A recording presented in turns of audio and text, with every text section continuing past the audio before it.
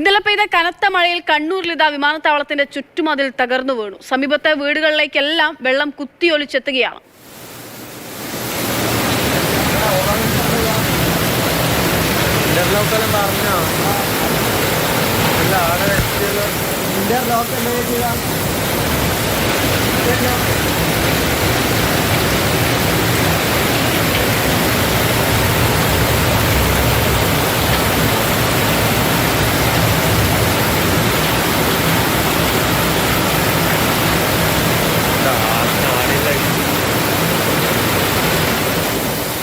Felix ഉണ്ട് കണ്ണൂരിൽ നിന്നും വിവരങ്ങളുമായിട്ട്. ഫെലിക്സ്, മുൻപ് ഇത്തരത്തിൽ സമാനമായി തന്നെ വിമാനത്താവളത്തിന് സമീപത്ത് വെള്ളം കയറിയ വാർത്ത ഫെലിക്സ് റിപ്പോർട്ട് ചെയ്തത് എന്ന് തന്നെ ഞാൻ ഓർക്കുന്നത്.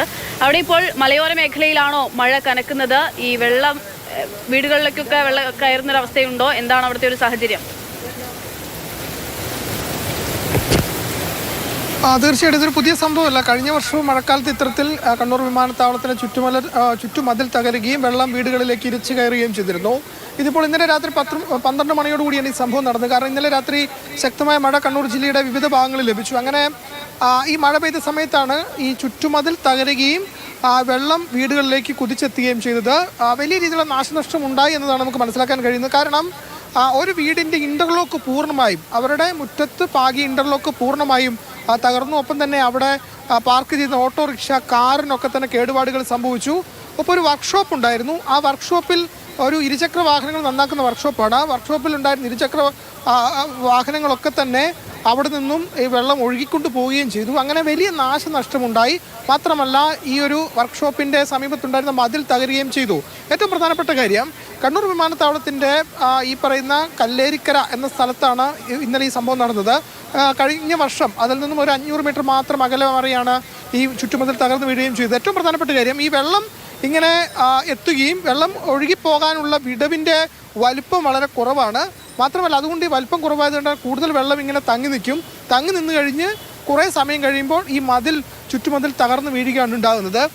അപ്പോൾ അതുകൊണ്ട് വലിയ രീതിയിലുള്ള സംവിധാനങ്ങൾ, വെള്ളം ഒഴുകിപ്പോകാനുള്ള സംവിധാനങ്ങൾ ഒരുക്കണം എന്നത് വളരെ കാലമായി നാട്ടുകാരുടെ ആവശ്യമാണ്. പക്ഷേ അതിനൊരു ശാശ്വത പരിഹാരം ഉണ്ടായിട്ടില്ല. കിയാലിന്റെ അധികൃതരടക്കം ഈ നാടിന്റെ വികസനം അങ്ങനെയുള്ള ഒരുപാട് കാര്യമുണ്ടല്ലോ. ഈ വിമാനത്താവളത്തിന് തൊട്ടടുത്ത് വിമാനത്താവളത്തിന്റെ ചുറ്റുമതിലാണ് തകർന്നു വീഴുന്നത്. അവിടെയാണ് ഇത്തരത്തിലൊരു വെള്ളക്കാട്ടും പ്രശ്നങ്ങളൊക്കെ ഉണ്ടാകുന്നത്. എന്തുകൊണ്ടാണ് ഒരു നടപടി ഉണ്ടാകാത്ത അവിടെ? അതൊരു പ്രധാനപ്പെട്ട ചോദ്യമാണ്. ഈ മതിൽ വെട്ടുകല്ലുകൊണ്ട് നിർമ്മിച്ച മതിലാണ്. പക്ഷേ ഏറ്റവും പ്രധാനം, ഈ വെള്ളം വലിയ രീതിയിൽ ഒഴുകി വരും. കാരണം ഒരു ഉയർന്ന പ്രദേശത്താണ് കണ്ണൂർ വിമാനത്താവളം ഉള്ളത്. അവിടെ നിന്ന് താഴേക്ക് ഒഴുകി വരുന്ന വെള്ളമാണ്. അങ്ങനെ ഒഴുകി വരുന്ന വെള്ളം അതിനൊരു വലിയ വിടവ് നൽകുകയാണെങ്കിൽ അത്രയും വലിയ വിടവിലൂടെ ഈ വെള്ളം പുറത്തേക്ക് ഒഴുകിപ്പോകും. കാരണം വലിയ രീതിയിലാണ് വെള്ളം എത്തുക.